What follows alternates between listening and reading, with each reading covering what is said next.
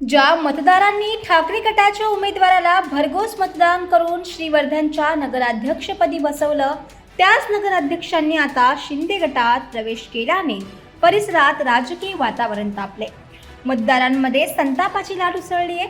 आमच्या मतांचा विश्वासघात झालाय अशी भावना नागरिक व्यक्त करतायत। स्थानिक स्वराज्य संस्थेच्या निवडणुकीत ठाकरे गटाच्या चिन्हावर निवडून आलेल्या नगराध्यक्षांनी अचानक शिंदे गटाची वाट धरल्याने राजकीय चर्चांना उधाण आले।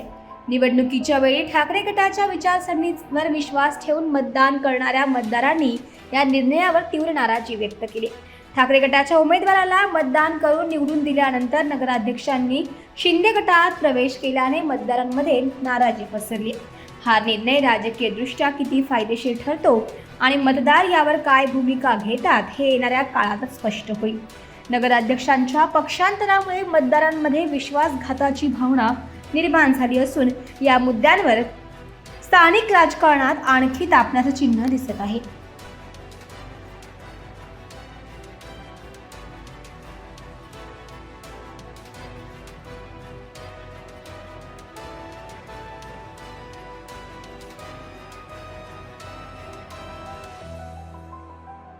साहेबांना इतर कार्यक्रम आहेत, फक्त मी एकच सांगेन की मी श्रीवर्धनचा नगराध्यक्ष जो काही झालो तो आदरणीय भरतशेठ गोगावले साहेब यांनी मला ऐन वेळेला म्हणजे एकदम 11th आवरला सगळ्या गोष्टी आलेल्या असताना माननीय अनिल भाऊ नवगणे साहेब यांच्या मार्गदर्शनाखाली मी साहेबांना भेटलो आणि साहेबांच्या कृपादृष्टीने आणि माननीय शिंदे साहेबांच्या कृपा आशीर्वादाने मी श्रीवर्धनचा नगराध्यक्ष होऊ शकलो आणि जिल्हा प्रमुख आमचे प्रमोद शेठ घोसाळकर साहेब यांचा देखील त्यामध्ये सिंहाचा वाटा आहे।